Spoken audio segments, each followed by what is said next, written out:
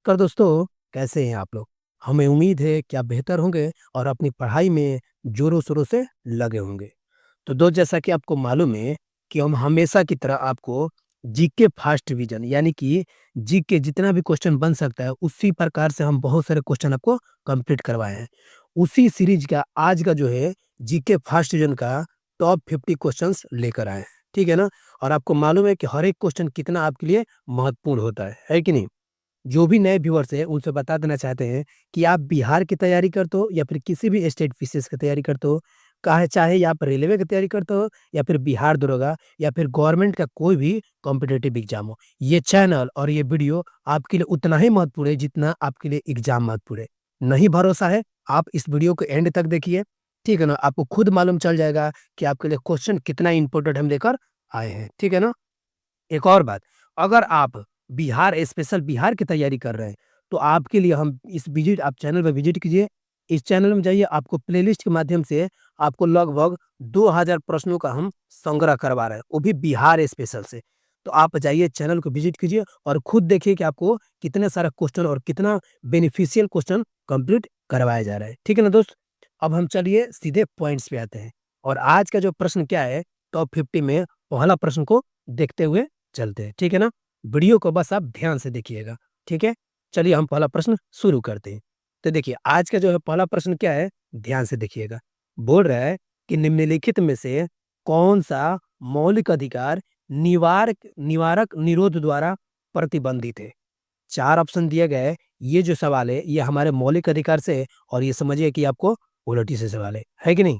तो आप जो है इसको सही तरीके से और सही रूप में आपको इसको आंसर देना है। कमेंट सेक्शन में जिनको भी जानकारी है, कमेंट सेक्शन खुला हुआ है, आप आराम से अपनी राय ज़रूर रखते चलिए, ठीक है ना? अब हम 4 ऑप्शनों पे चलते हैं। पहला ऑप्शन क्या है? समानता का अधिकार, ठीक है ना? ऑप्शन बी बोल रहा है स्वतंत्रता का अधिकार और ऑप्शन सी बोल रहा है शोषण के विरुद्ध अधिकार और ऑप्शन डी बोल रहा है संवैधानिक उपचारों का अधिकार। यानी कि आपको बताना है कि जो हमारा मौलिक अधिकार है, उसका निवारक और निरोध द्वारा प्रतिबंधित है। कौन सा निवारक निरोध अधिनियम द्वारा प्रतिबंधित है? बताइए, इसका सही आंसर क्या हो जाएगा?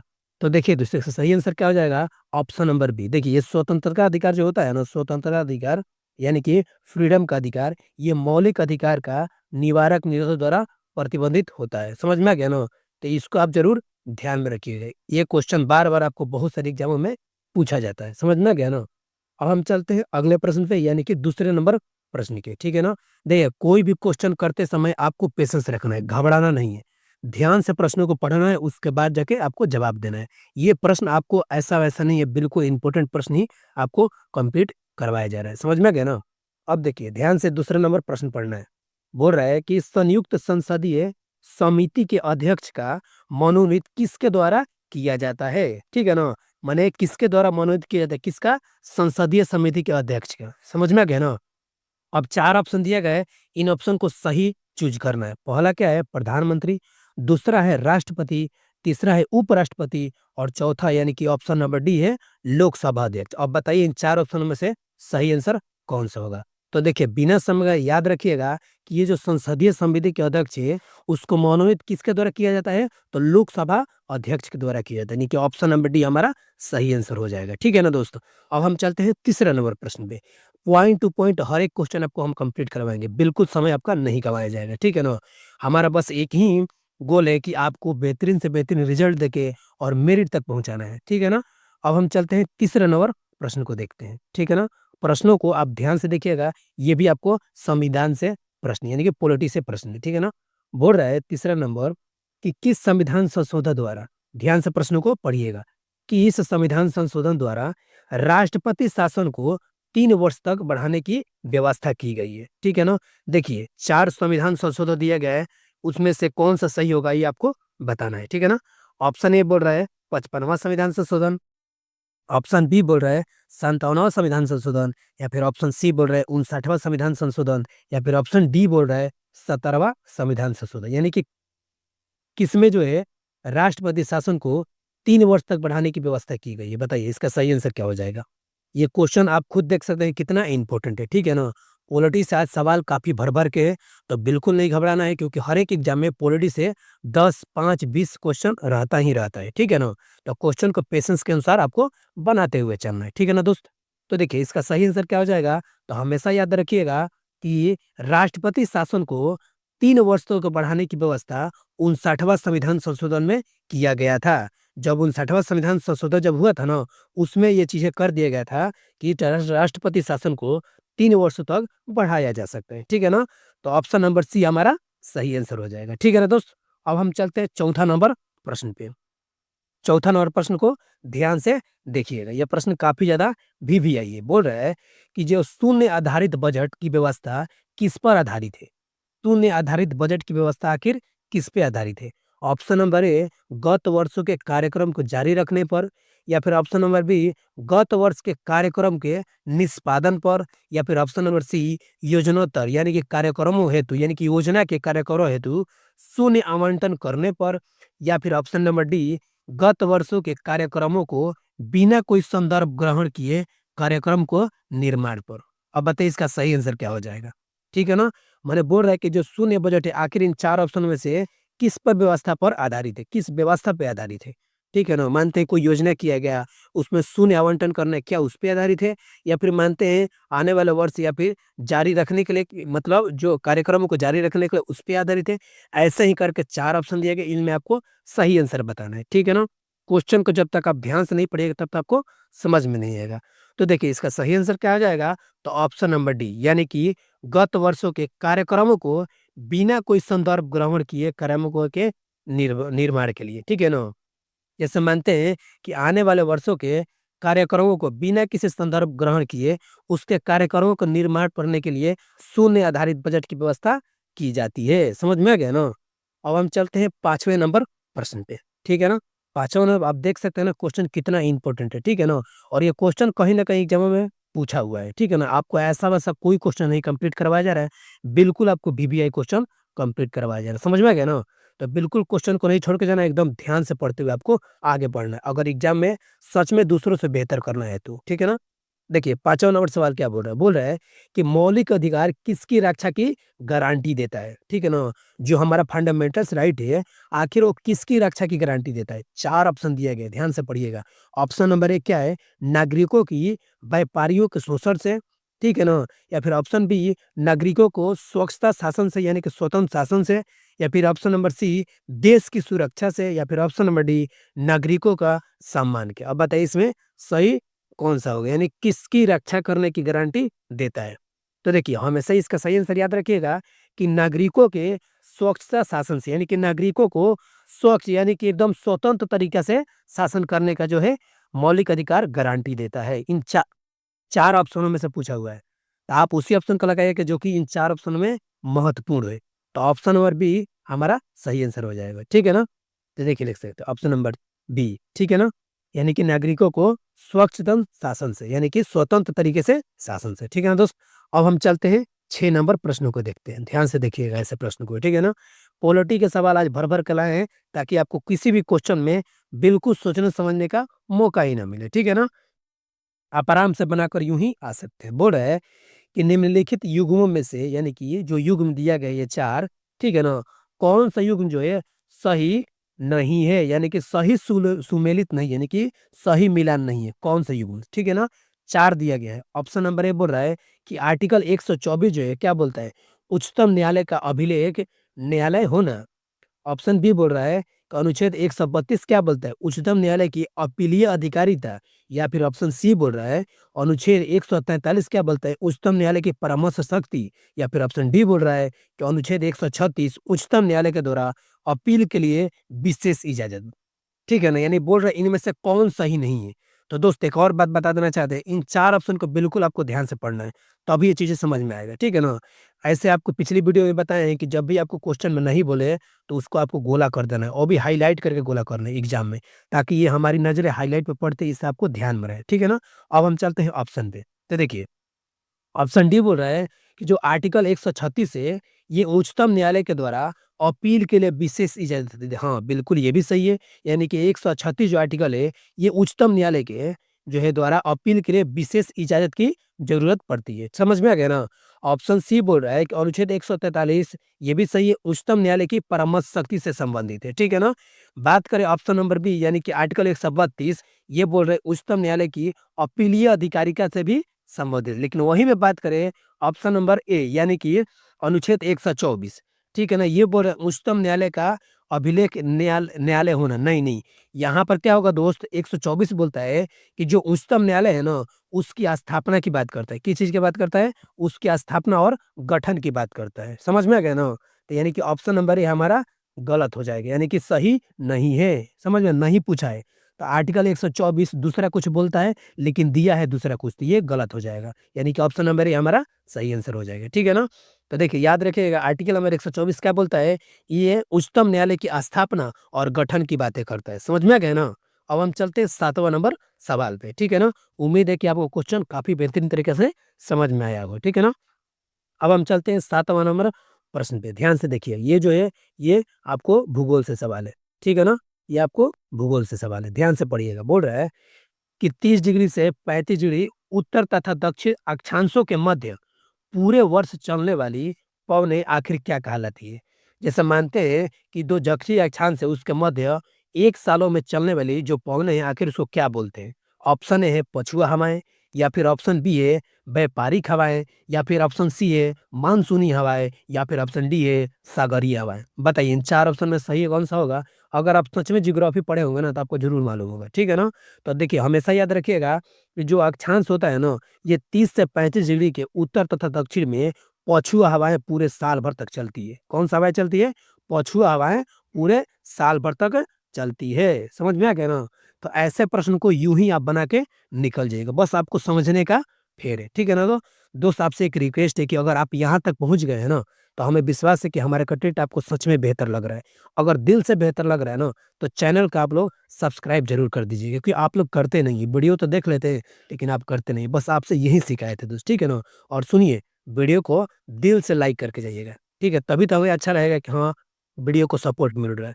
आपका सफल ही सबसे बड़ा कुंजी है। इसके लिए जितना मेहनत करना हो सके, हम आपके लिए प्रॉपर वे में डेली एक वीडियो लेकर आ देंगे, ठीक है ना?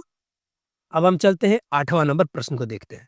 प्रश्नों को आपको ध्यान से देखना है। वीडियो से संबंधित कोई भी आपकी राय हो, कमेंट बॉक्स खुला हुआ है, अपनी राय रखिए। हर एक चीज़ों को राय को लिया जाएगा और उसपे साझा किया जाएगा, ठीक है ना? कोई भी बात हो तो, ठीक है दोस्त? अब हम चलते हैं 8वां नंबर प्रश्न पे। बोल रहा है कि मानते हैं कि किसी नक्शे के ढाल को दिखाने के लिए खींची गई असमृद्ध रेखाएँ क्या कहलाती है? जैसे मानते हैं कि कोई नक्शा बनाया जा रहा है, ठीक है ना? सपोज़ कोई नक्शा बनाया जा रहा है, ठीक है ना? अगर उसमें कोई ढाल दिखाना है, ठीक है ना? ढाल ऐसे करके दिखाना है कोई भी चीज़, तो आखिर उसमें कौन-सी रेखाएँ खींची जाती है जिसकी वजह से वो ढाल दिखाया जा सकता है, ठीक है ना? 4 ऑप्शन दिया गया है। ऑप्शन ए है च्योर या फिर ऑप्शन बी है कंटूर या फिर ऑप्शन सी है स्पॉट हाइट या फिर ऑप्शन डी है आइसो हाइट। तो देखिए इसका सम हमेशा याद रखिएगा कि जो नक्शों में ढाल दिखाई जाती है, उसकी रेखाएँ को क्या बोला जाता है? हैच्योर बोला जाता है। यानी कि ऑप्शन नंबर ए हमारा सही आंसर हो जाएगा। यानी क्या बोला जाता है? हैच्योर बोला जाता है, ठीक है ना? इसको आप ज़रूर दिमाग में बैठा लीजिएगा, ठीक है ना? अब हम चलते हैं 9th नंबर सवाल पे, ठीक है ना? हर क्वेश्चन आपको एग्ज़ाम ओरिएंटेड ही कंप्लीट करवाया जा रहा है, ठीक है ना? तो एक भी क्वेश्चन को स्किप नहीं करना है, ठीक है ना? अब हम चलते हैं अगले प्रश्न यानी कि 9 नंबर सवाल पे। तो देखिए 9वाँ नंबर सवाल क्या बोल रहा है? ध्यान से देखते हुए आपको आगे पढ़ना है। बोल रहा है कि निम्नलिखित में से किस महासागर का सर्वाधिक विस्तार यानी कि विस्तृत महाद्वीपीय ढाल क्षेत्र है? ठीक है ना? सबसे ज़्यादा विस्तार वाला महाद्वीपीय ढाल क्षेत्र है, इन 4 ऑप्शनों में से आखिर किस महासागर का है? यही पूछ रहा है, ठीक है ना?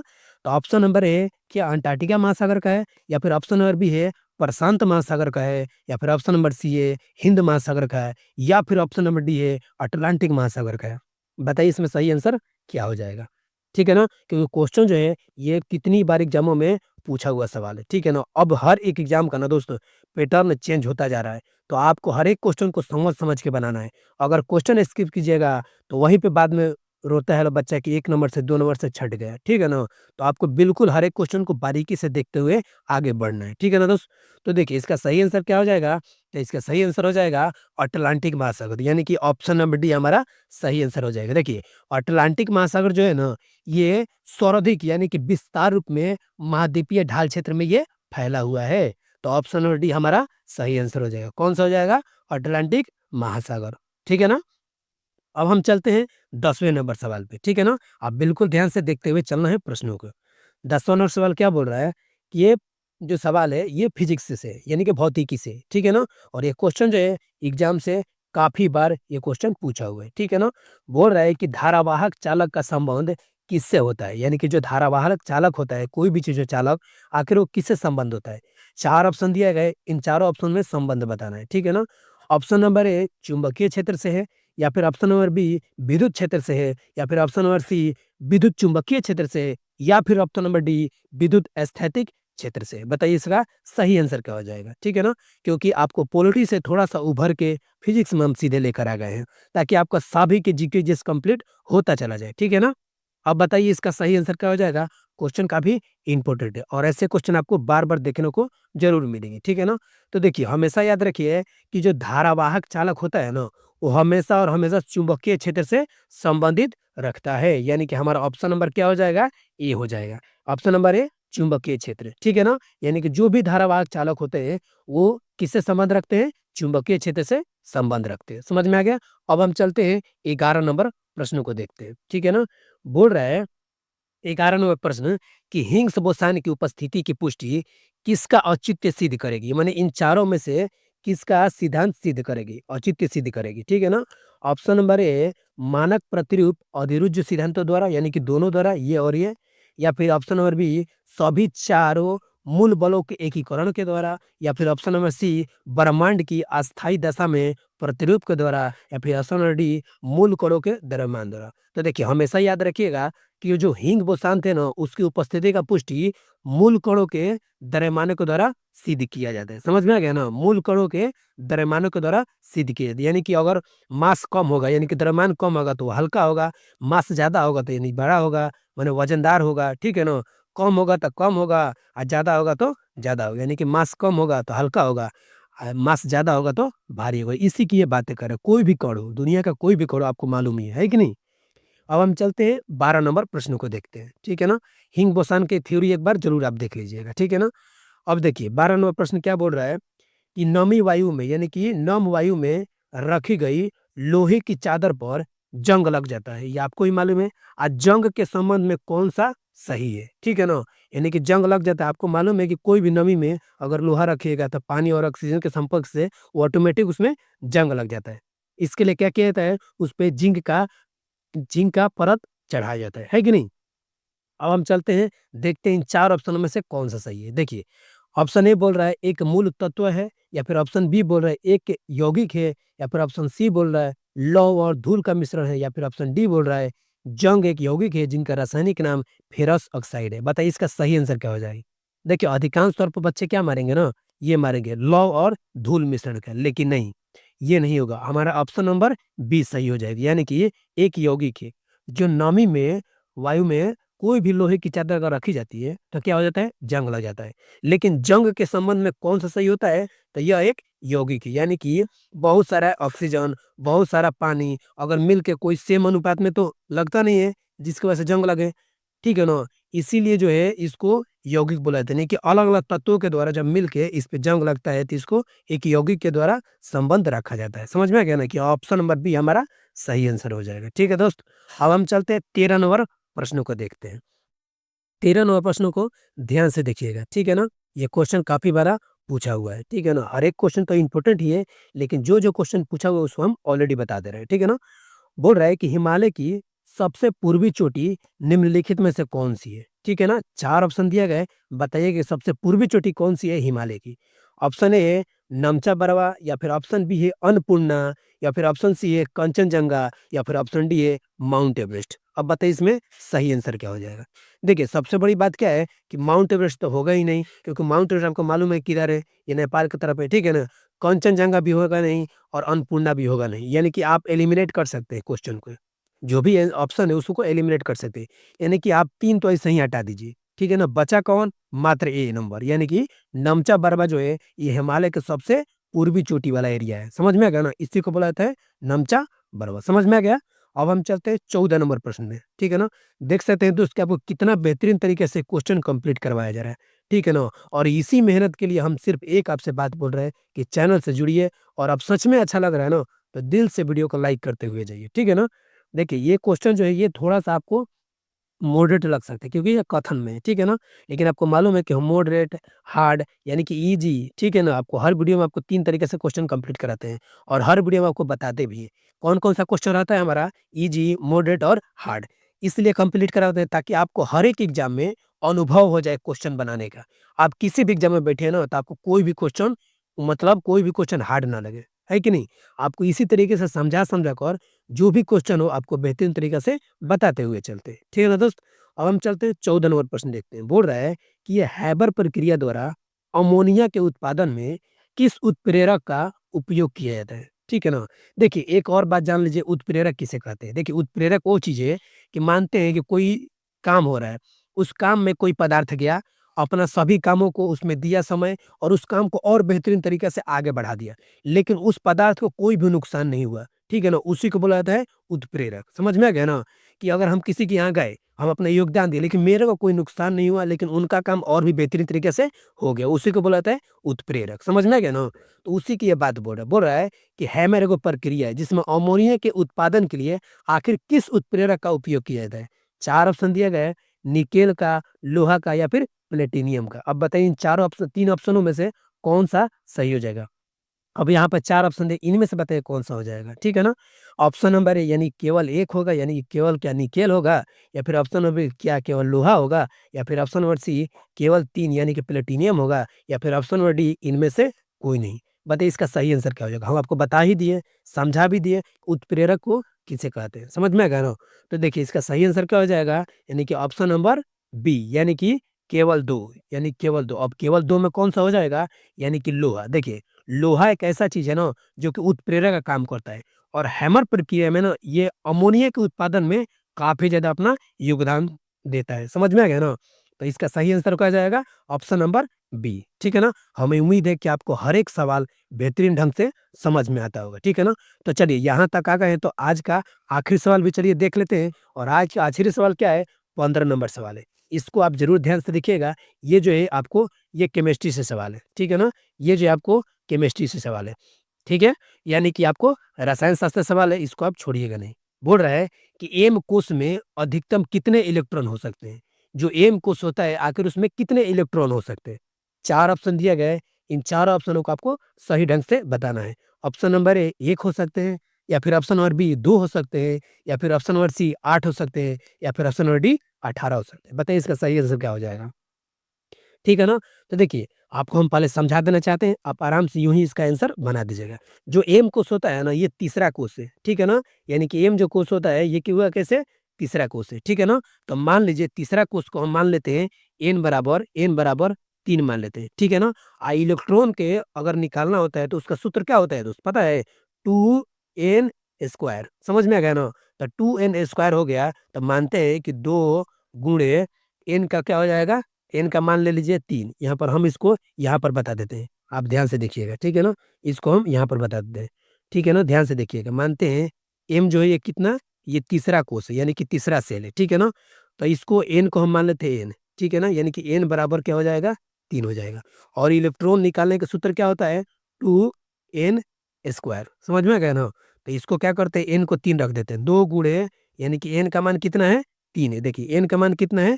3 है, तो 3 का स्क्वायर, तो अब कितना हो जाएगा? आप खुद देख सकते हैं। 2 गुणे कितना हो जाएगा? तीसरी के 9, 9 हो गया ना? तो 9 दूना 18, 18 हो जाएगा। समझ में आ गया ना? 18 हो जाएगा। तो आप समझ सकते हैं इसका सही आंसर क्या हो जाएगा? ऑप्शन नंबर डी यानी कि 18 हो जाएगा। ठीक है? यानी कि एम कोष में अधिकतम कितने इलेक्ट्रॉन हो सकते हैं? तो 18 इलेक्ट्रॉन हो सकते हैं। ठीक है ना? आपको हम सूत्र भी बता दिए हैं। ठीक है ना? आप आराम से समझ जाइएगा। ठीक है ना? जैसे मानते हैं एम जो होता है ये तीसरा सेल में आता है, यानी कि तीसरा कोष में आता है। तो इसको तीसरा कोष को मान लेते हैं एन बराबर 3, ठीक है ना? और इलेक्ट्रॉन निकालने की जो सूत्र होता है वो क्या होता है? 2n स्क्वायर, 2n स्क्वायर, ठीक है ना? तो 2 गुणे एन का मान रखिएगा ना, एन का मान यहाँ पर एन का मान कितना दिया है? 3 दिया है यहाँ पे 3, 3 स्क्वायर, ठीक है ना? तो ये हो जाएगा तितरी का 9, ठीक है ना? तो 9 दूना 18, तो हम ऑप्शन में कह दें ऑप्शन नंबर डी यानी कि 18। देखिए इतना छोटा-मोटा न्यूमेरिकल आपको आना ही चाहिए, ठीक है ना? बहुत सारे विद्यार्थी इसको सोच कर ही छोड़ के चले जाते हैं, देख कर ही क्वेश्चन को छोड़ के चले जाते हैं। लेकिन आपको ऐसे क्वेश्चन को बिल्कुल छोड़ के नहीं जाना है, ठीक है ना? तो देखिए दोस्त, आज का जो है 15 नंबर क्वेश्चन कंप्लीट हुआ और मुझे पूरा विश्वास है कि आपको सारा का सारा क्वेश्चन समझ में आया होगा। अगर किसी भी क्वेश्चन आपको डाउट हो, कुछ भी हो, तो आप कमेंट सेक्शन में ज़रूर बताते चलिए, ठीक है ना? और वीडियो अगर सच में यहाँ तक आप देखे हैं ना, तो दिल से एक लाइक करते जाइएगा, ठीक है ना दोस्त? और कमेंट में ज़रूर कुछ लिखिएगा और सुनिए, सब्सक्राइब करना तो बिल्कुल नहीं भूलना है, ठीक है ना? आप सब्सक्राइब कीजिए, हमें सपोर्ट दीजिए, हमें आपके लिए हर एक वीडियो हमेशा अवेलेबल कराते रहेंगे, ठीक है? चलिए, वीडियो देखने के लिए बहुत-बहुत धन्यवाद। फिर से हम एक शानदार और जानदार वीडियो के साथ लौटते हैं, ठीक है ना? तब तक के लिए आप अपना ख़्याल रखिए और पढ़ाई को दिलो-जान से करते रहिए।